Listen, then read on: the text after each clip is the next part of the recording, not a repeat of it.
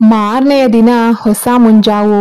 ನಿವೇದನ, ನಿರಂಜನ್, ಸೌರಭ್ ಮತ್ತೆ ಸೌಜನ್ಯ ಈ 4 ಜನರ ಬಾಳಲ್ಲಿ ಹೊಸ ಬದಲಾವಣೆ ತರೋದ್ರಲ್ಲಿತ್ತು.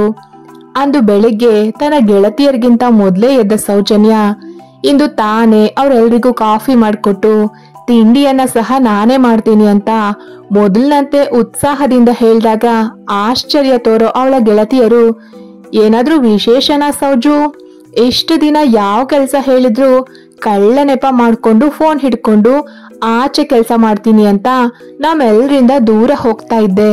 ಆದ್ರೆ ಈಗ ನೀನೇ ಎಲ್ಲವನ್ನ ಮಾಡೋ ಉತ್ಸಾಹ ತೋರಿಸ್ತಾ ಇದೀಯಾ ಅಂತ ಪ್ರಶ್ನಿಸ್ತಾರೆ. ಅವರ ಮಾತಿನಿಂದ ತುಸು ಸಪ್ಪಗಾದ್ರೂ, ಇದುವರೆಗೂ ನನ್ನ ತಂಗಿ ಸಂಕಲ್ಪಳ ಮದ್ವೆ ಟೆನ್ಷನ್ ಇತ್ತು ಕಣ್ರೆ, ಆದ್ರೆ ಈಗ ಆ ತಲೆ ಬಿಸಿ ಇಲ್ಲ. ನಮ್ಮಪ್ಪ ಆ ಸಾಹುಕಾರ ಸಿದ್ದಪ್ಪನ ಹತ್ರ ಸಾಲ ತೆಗೆದುಕೊಂಡಿದ್ದಾರೆ. ಅದ್ರಲ್ಲಿ ಅವಳ ಮದ್ವೆನ ಅಚ್ಚುಕಟ್ಟಾಗಿ ಮಾಡಿ ಮುಗಿಸಿ ನಂತರ ಆರಾಮಾಗಿ ಸಾಲ ತೀರಿಸ್ತೀನಿ. ಒಟ್ನಲ್ಲಿ ಒಂದು ದೊಡ್ಡ ಸಮಸ್ಯೆ ಪರಿಹಾರ ಆಗಿದೆ. ಇನ್ಮೇಲೆ ನಾನು ಮೊದಲಿನಂತೆಯೇ ಇರ್ತೀನಿ ಅನ್ನೋ ಸೌಜನ್ಯ ಇವತ್ತು ನಿವೇದನ ಅಕ್ಕ ಮತ್ತೆ ಸೌರಭ್ ಸರ್ಗೂ ನಾವೇ ಟಿಫನ್ ಕೊಡೋಣ ಅಲ್ವಾ ಅಂದಾಗ ಅವಳ ಗೆಳತಿಯರು ಸಹ ಸಂತೋಷದಿಂದಲೇ ಒಪ್ಕೊಳ್ತಾರೆ. ಆಗ ಸೌಜನ್ಯಳ ಗೆಳತಿ ಭಾಗ್ಯ, ಹಾಗಾದ್ರೆ ನಾನೇ ಅವರಿಬ್ರಿಗೂ ಇವತ್ತು ನಮ್ಮನೇಲೆ ಟಿಫನ್ ಮಾಡೋಣ ಅಂತ ಹೇಳ್ತೀನಿ ಅಂತ ಓಡ್ತಾಳೆ ಹೇಳೋಕೆ. ಭಾಗ್ಯಳಿಂದ ವಿಷಯ ತಿಳಿದ ನಿವೇದನ ಚಂದದ ಮಂದಹಾಸ ಬೀರ್ತಾ ಒಪ್ಪಿಗೆ ಹೇಳ್ತಾಳೆ. ಜೊತೆಗೆ ಸೌಜನ್ಯ ಇಷ್ಟು ಬೇಗ ಮೊದಲನೇ ಸ್ಥಿತಿಗೆ ಬಂದಿರೋದನ್ನ ಮನದಲ್ಲೇ ಶ್ಲಾಘಿಸ್ತಾಳೆ. ಆದ್ರೆ ಭಾಗ್ಯಳ ಮಾತಿಗೆ ಆಶ್ಚರ್ಯ ತೋರೋ ಸೌರಭ್ ಮಾತ್ರ ಬೇಕು ಅಂತಾನೆ ಸೌಜನ್ಯಳನ್ನ ಕೆಣಕೋ ಹಾಗೆ, ಎಲ್ಲಿದ್ಯಾ ಮೂರಡಿ, ಏನಿವತ್ತು ಸ್ಪೆಷಲ್, ನೀನೇ ಅಡ್ಗೆ ಮಾಡ್ತೀನಿ ಅಂದ್ಯಂತೆ, ಅಡ್ಗೆ ಚಾನಲ್ಗಳನ್ನ ನೋಡಿ ನಮ್ಮೆಲ್ರ ಮೇಲೆ ಹೊಸ ಹೊಸ ಪ್ರಯೋಗ ಮಾಡ್ತಾ ಇಲ್ಲ ತಾನೆ ಅಂತಾನೆ. ಆಗ ಸೌಜನ್ಯ, ಓಹೋ ಸಾಕ್ ಹೋಗ್ರಿ ಓಸಿ ಗಿರಾಕಿ, ನಾನೇನು ಅಷ್ಟು ಕೆಟ್ಟಾಗಿ ಅಡ್ಗೆ ಮಾಡಲ್ಲ. ನನ್ನ ಅಡುಗೆಯನ್ನ ಇವರೆಲ್ಲ ಮೆಚ್ತಾರೆ ಗೊತ್ತಾ. ನಮ್ ಕಡೆ ಒಂದು ಗಾದೆ ಇದೆ, ಕರ್ದ ಹೆಣ್ಣು ಕೊಟ್ರೆ ವರನಿಗೆ ಅದೇನೋ ಕಾಯಿಲೆ ಅಂತೆ. ಹಾಗೆ ನಾನಿವತ್ತು ನಿಮ್ಗೆ ತಿಂಡಿ ಕೊಡೋಣ ಅನ್ಕೊಂಡ್ರೆ ನನ್ನನ್ನ ಅಣಕ ಮಾಡ್ತೀರಾ ಅಂತ ಜಗ್ಲಿಕ್ಕೆ ನಿಲ್ಲೋ ಸೌಜನ್ಯಳ ಕಿವಿ ಹಿಂಡೋ ಸೌರಭ್, ಓಹೋ ಸಾಕು ನೀನ್ ಹೋಗು ಮೂರಡಿ, ಇಷ್ಟು ದಿನ ನಾನೇ ಮಾತಾಡ್ಸಿದ್ರು ಮಾತಾಡ್ತಾ ಇರ್ಲಿಲ್ಲ, ಆದ್ರೆ ಈಗ ನೋಡು ಹೆಂಗ್ ಜಗ್ಲಕ್ ಬರ್ತಾ ಇದ್ಯಾ, ಹೋಗಿ ಮೊದ್ಲು ತಿಂಡಿ ಮಾಡು, ನಂಗೆ ಹೊಟ್ಟೆ ಹಸುವು ತಡಿಯೋಕ್ ಆಗ್ತಾ ಇಲ್ಲ ಅಂತ ಹೇಳ್ತಾನೆ ಸೌರಭ್. ಇವರಿಬ್ಬರ ಈ ಹುಸಿ ಜಗಳವನ್ನ ನೋಡೋ ನಿವೇದನ, ಇವರಿಬ್ಬರ ಜೋಡಿ ಎಷ್ಟು ಚಂದ ಇದೆ, ಇಬ್ರು ತುಂಟ್ರು, ಇಬ್ರು ತರ್ಲೆಗಳು, ಮದ್ವೆ ಆದ್ರೆ ಒಳ್ಳೆ ಜೋಡಿ ಆಗ್ತಾರೆ. ಆದ್ರೆ ಈ ಸೌರಭ್ ಸರ್ ಈಗಾಗ್ಲೇ ಯಾರನ್ನೋ ಪ್ರೀತಿ ಮಾಡ್ತಾ ಇದೀನಿ ಅಂದ್ರಲ್ಲ, ಹೋಗ್ಲಿ ಬಿಡು ಎಲ್ಲವೂ ಅವ್ರವ್ರ ವೈಯಕ್ತಿಕ ವಿಚಾರಗಳು ಅಂತ ಮನದಲ್ಲೇ ಮಾತಾಡ್ಕೋತಾಳೆ. ಬಳಿಕ ಎಲ್ರು ಒಟ್ಟಿಗೆ ತಿಂಡಿ ಮಾಡಿ ಅವ್ರವ್ರ ಕೆಲ್ಸದ ಕಡೆಗೆ ಹೊರಡ್ತಾರೆ. ಇವತ್ತು ಬಹಳವೇ ಖುಷಿಯಲ್ಲಿದ್ದ ಸೌರಭ್ ತಾನೇ ಆ 4 ಹುಡುಗಿಯರನ್ನ ಗಾರ್ಮೆಂಟ್ಸ್ಗೆ ಬಿಡೋದಾಗಿ ಹೇಳ್ತಾನೆ. ಇತ್ತ ಗಾರ್ಮೆಂಟ್ಸ್ಗೆ ಬಂದ ಸೌಜನ್ಯಾಳನ್ನ ತನ್ನ ಕ್ಯಾಬಿನ್ಗೆ ಕರೆಸ್ಕೊಂಡ ನಿರಂಜನ್, ನಾನು ಸ್ಟೇಷನ್ ನಲ್ಲಿ ಎಲ್ಲವನ್ನ ಮಾತಾಡಿದೀನಿ, ನಿನ್ನ ವಿಚಾರಗಳನ್ನ ಗೌಪ್ಯವಾಗಿ ಇಡ್ತಾರೆ, ಈಗ ಹೋಗೋಣ ಅಂದ್ರೆ ನೀವು ಹೇಗ್ ಹೇಳ್ತೀರಾ ಹಾಗೆ ಮಾಡೋಣ ಸರ್, ಆದ್ರೆ ನನ್ನ ಹೆಸರು ಆಚೆಗೆ ಬರಬಾರ್ದು ಅಷ್ಟೇ ಅಂತಾಳೆ ಸೌಜನ್ಯ. ಬಳಿಕ ಅವರಿಬ್ರು ಒಟ್ಟಾಗಿ ಅಲ್ಲಿಂದ ಹೊರಡ್ತಾರೆ. ಇನ್ಸ್ಪೆಕ್ಟರ್, ನಾನು ಹೇಳಿದ ಹುಡುಗಿ ಇವಳೆ, ಆ ಹುಡುಗನ್ ಬಗ್ಗೆ ಇವಳೆ ಮಾಹಿತಿ ಕೊಡ್ತಾಳೆ ಅಂದಾಗ ಸೌಜನ್ಯಳತ್ತ ನೋಡೋ ಇನ್ಸ್ಪೆಕ್ಟರ್ ಅವಳನ್ನ ಮನಸ್ವಿಯ ಬಗ್ಗೆ ಪ್ರಶ್ನಿಸ್ತಾರೆ. ಯಾವ ವಿಚಾರವನ್ನು ಮುಚ್ಚು ಮರೆ ಇಲ್ಲದೆ ಹೇಳೋ ಸೌಜನ್ಯ ಅವರಿಬ್ಬರ ನಡುವೆ ವಿನಿಮಯವಾದ ಮೆಸೇಜ್ಗಳನ್ನ ಸಹ ತೋರಿಸಿ, ಅವನು ತನ್ನ ಮನೆಯವರ ಹೆಸರು ಹೇಳಿ ಬೆದರಿಕೆ ಹಾಕಿದ್ದನ್ನ ಸಹ ಹೇಳಿ, ದಯವಿಟ್ಟು ಈ ವಿಚಾರ ನನ್ನ ಮನೆಯವ್ರಿಗೂ ಹೋಗದಂತೆ ನೋಡ್ಕೊಳ್ಳಿ ಸರ್ ಅಂತ ಮನವಿ ಮಾಡ್ತಾಳೆ. ಅವಳಿಂದ ಮನಸ್ವಿಯ ನಂಬರ್ ಪಡೆದ ಇನ್ಸ್ಪೆಕ್ಟರ್ ಅವನಿಗೆ ಕಾಲ್ ಮಾಡಿ ಅವನು ಮನಸ್ವಿಯೋ ಅಲ್ವೋ ಅಂತ ಖಾತ್ರಿ ಪಡಿಸ್ಕೊಂಡು ಈ ಕೂಡ್ಲೆ ತಮ್ಮ ಪೊಲೀಸ್ ಸ್ಟೇಷನ್ಗೆ ಬರ್ಬೇಕು ಅಂತ ಹೇಳಿ, ಬರ್ಲಿಲ್ಲ ಅಂದ್ರೆ ನಾವೇ ಬರ್ತೀವಿ ಅಂತ ಹೇಳ್ತಾರೆ. ಆದ್ರೆ ಅದಕ್ಕೊಪ್ಪದ ಮನಸ್ವಿ 10 ಪ್ರಶ್ನೆ ಮಾಡುವಾಗ ಏನು ಎತ್ತ ಯಾಕೆ ಅಂದೆಲ್ಲ ನಿನ್ನಂತ ಪೊರ್ಕಿಗಳಿಗೆ ಉತ್ತರಿಸೋ ಅವಶ್ಯಕತೆ ನನಗಿಲ್ಲ. ಮುಗ್ಧ ಹೆಣ್ಮಕ್ಳ ಮುಗ್ಧತೆಯನ್ನ ಬಳಸ್ಕೊಂಡು ಅವರ ಬಾಳಿಗೆ ಬೆಂಕಿ ಹಚ್ಚೋಕೆ ನೋಡೋ ನಿನ್ನಂತ ಗಂಡು ಹುಳುಗಳನ್ನ ಬುಡ ಸಮೇತ ಕಿತ್ತು ಹಾಕೋ ಪಣ ತೊಟ್ಟಿದೀವಿ ನಾವು.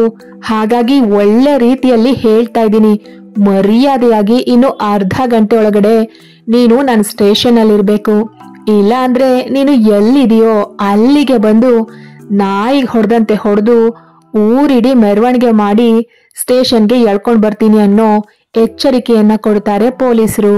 ಬಳಿಕ ಸೌಜನ್ಯ ಮತ್ತೆ ನಿರಂಜನ್ ಕಡೆ ತಿರುಗಿ, ನೀವು ಹೋಗಿ, ನಾನು ಅವನನ್ನ ಕದ್ದು ವಿಚಾರಣೆ ಮಾಡ್ತೀನಿ, ನಂತರ ನಿಮ್ಗೆ ಫೋನ್ ಮಾಡ್ತೀನಿ, ಆಗ ಬಂದ್ರೆ ಸಾಕು. ಯಾಕೆ ಅಂದ್ರೆ ನಾವೇನೋ ಅರ್ಧ ಗಂಟೆಯಲ್ಲಿ ಬಾ ಅಂತ ಹೇಳಿದೀವಿ, ಆದ್ರೆ ಅಂತಹ ನೀಚ ಹುಳುಗಳು ಬೇಕಾದ ಮುನ್ನೆಚ್ಚರಿಕೆಯನ್ನೆಲ್ಲ ಅಂದ್ರೆ ಅರೆಸ್ಟ್ ಆಗದಂತೆ ಸಾಕಷ್ಟು ಮುಂಜಾಗ್ರತಾ ಕ್ರಮಗಳನ್ನ ತೆಗೆದುಕೊಂಡೇ ಇಲ್ಲಿಗೆ ಬರ್ತಾರೆ. ಹಾಗಾಗಿ ಸ್ವಲ್ಪ ಸಮಯ ಹಿಡಿಯುತ್ತೆ, ನೀವಿಬ್ರು ಹೋಗಿರಿ, ನಂತರ ನಾನೇ ಕಾಲ್ ಮಾಡ್ತೀನಿ ಅಂತ ಕಳಿಸ್ತಾರೆ ಅವರಿಬ್ರನ್ನ ಅಲ್ಲಿಂದ ಪೊಲೀಸರು. ಇತ್ತ ಕಾಲೇಜ್ನಲ್ಲಿ ಇನ್ನೂ ಕ್ಲಾಸಸ್ ಸ್ಟಾರ್ಟ್ ಆಗದೆ ಇದ್ದಿದ್ರಿಂದ ಸ್ಟಾಫ್ ರೂಮ್ ಅಲ್ಲೇ ಕುಳಿತಿದ್ದ ಸೌರಭ್ನನ್ನ ಕಂಡು ಒಂದು ತೆರನಾಗಿ ನಗೋ Sandhya, hello Saurabh sir, very good morning. ಅಂದ್ಹಾಗೆ ನಾನು ನಿಮ್ ಜೊತೆಗೆ ಸ್ವಲ್ಪ ಪರ್ಸನಲ್ ಆಗಿ ಮಾತಾಡ್ಬೇಕಿತ್ತು, ಬರ್ತೀರಾ ಅಂತ ಕೇಳಿದ್ರೆ ಮೊದ್ಲು ನಿವೇದನಾಳ ಕಡೆ ನೋಡ್ತಾನೆ ಸೌರಭ್. ಆದ್ರೆ ಅವಳು ಅವರಿಬ್ರು ಮಾತನ್ನ ತಾನು ಕೇಳಿಸಿಕೊಂಡಿಲ್ಲ ಅನ್ನುವಂತೆ ಪುಸ್ತಕದ ಕಡೆಗೆ ಗಮನ ಕೊಟ್ಟಿರ್ತಾಳೆ. ಸಂಧ್ಯಾ ಇನ್ನು ತನ್ನನ್ನೇ ಒಂದು ತೆರನಾಗಿ ನೋಡ್ತಾ ಇರೋದನ್ನ ಕಂಡು ಸಹಿಸದ ಸೌರಭ್, ಸರಿ ನಡೀರಿ ಮೇಡಮ್ ಅಂತ ಅವಳೊಂದಿಗೆ ಹೊರಗಡೆಗೆ ಹೋದ್ರೆ, ಏನ್ರಿ ಮಿಸ್ಟರ್ ರೋಮಿಯೋ, ಇವತ್ತು ಎಷ್ಟು ಖುಷಿಯಾಗಿದ್ದೀರಾ? ಏನು ವಿಷಯ? ನಿಮ್ ಪ್ರೀತಿಯನ್ನ ಆ ನಿಮ್ಮ ಆಂಟಿಗೆ ಹೇಳಿದ್ರಾ? ಆ ಆಂಟಿ ನಿಮ್ಮ ಪ್ರೀತಿಯನ್ನ ಒಪ್ಕೊಂಡು ನಿಮ್ ಮದ್ವೆಗೆ ಗ್ರೀನ್ ಸಿಗ್ನಲ್ ಕೊಟ್ರಾ? ಅದೇ ಖುಷಿ ನಿಮ್ ಮುಖದಲ್ಲೂ ಕಾಣ್ತಾ ಇರೋದಾ ಎಂದು ವ್ಯಂಗ್ಯವಾಗಿ ನಗ್ತಾಳೆ ಸಂಧ್ಯಾ. ಅವಳ ಮಾತಿನಿಂದ ಕೋಪಗೊಂಡ ಸೌರಭ್, ಲುಕ್ ಸಂಧ್ಯಾ, ಇದುವರೆಗೂ ನಿನ್ಗೆ ಮರ್ಯಾದೆ ಕೊಟ್ಟು ಮಾತಾಡ್ತಾ ಇದ್ದೆ, ಆದ್ರೆ ಇನ್ಮೇಲೆ ನನ್ನಿಂದ ಆ ರೀತಿಯ ಮರ್ಯಾದೆಯನ್ನ ನಿರೀಕ್ಷಿಸ್ಬೇಡ. ನಿನ್ನಂತ ನೀಚ ಹೆಣ್ಣನ್ನು ನಾನು ಇದುವರೆಗೂ ನೋಡಿದ್ದೇ ಇಲ್ಲ. ಅದ್ರಲ್ಲೂ ನಿನ್ನಂಥವಳ ಬಾಯಿಂದ ನನ್ನ ವೇದಾಳ ಹೆಸರು ಸಹ ಬರಬಾರ್ದು.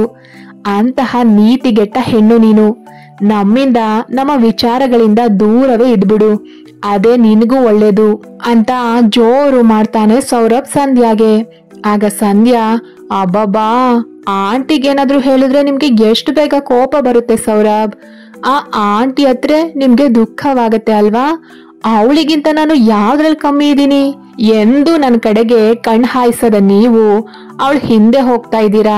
ನೀವು ಒಪ್ಪಿದ್ರೆ ನಿಮ್ಮನ್ನ ಮದ್ವೆ ಆಗೋಕೆ ನಾನು ತಯಾರಿದ್ದೀನಿ ಸೌರಭ್ ಅನ್ನೋ ಸಂಧ್ಯಾಗೆ, ವೇದ ನನ್ನ ಪ್ರೀತಿ, ಅವ್ರ ಹೊರತಾಗಿ ಮತ್ತೊಂದು ಹೆಣ್ಣಿನ ಬಗ್ಗೆ ಯೋಚನೆ ಕೂಡ ಮಾಡಲ್ಲ ನಾನು ಎಂದು ದೃಢವಾಗಿ ಹೇಳೋ ಸೌರಭ್ ಅವಳಿಗೆ ಬೆನ್ನು ಹಾಕಿ ನಿಂತ್ರೆ, ಆಗ ಸಂಧ್ಯಾ, ಹಾಗಾದ್ರೆ ನೀವು ಇದುವರೆಗೂ ನಿಮ್ಮ ಪ್ರೀತಿಯನ್ನ ಅವಳ ಹತ್ರ ಹೇಳಿಲ್ಲ ಅಂತ ಆಯ್ತು.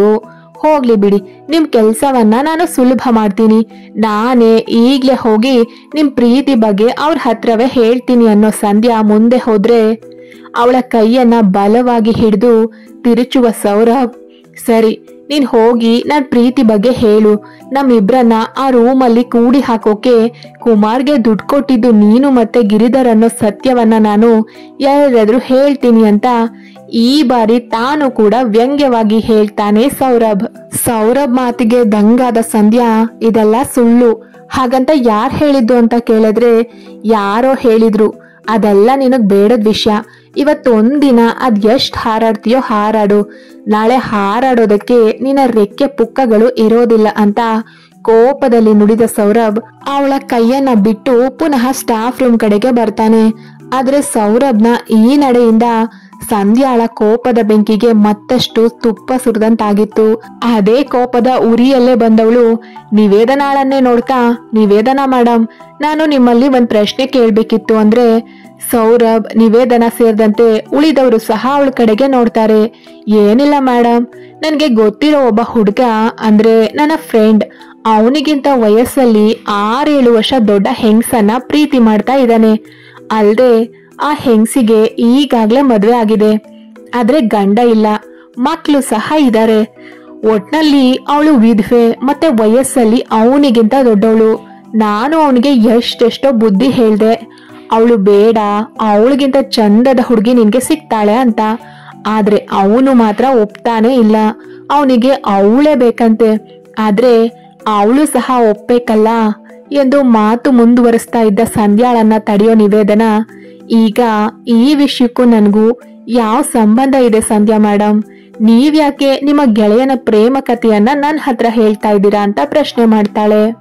ಆಗ ಸಂಧ್ಯಾ, ಸಂಬಂಧ ಇದೆ ಮೇಡಮ್, ಅದೇನು ಅಂದ್ರೆ ನನ್ನ ಗೆಳೆಯ ಪ್ರೀತಿ ಮಾಡ್ತಾ ಇರೋ ಹೆಂಗ್ಸು ಮತ್ತೆ ನೀವು ಹತ್ರ ಒಂದೇ ದೋಣಿಯಲ್ಲಿರೋ ಪ್ರಯಾಣಿಕರು, ಅಂದ್ರೆ ಇಬ್ಬರ ಸ್ಥಿತಿಯು ಒಂದೇ ಅಲ್ವಾ, ಅದಕ್ಕೆ ಕೇಳ್ದೆ ಅಷ್ಟೇ.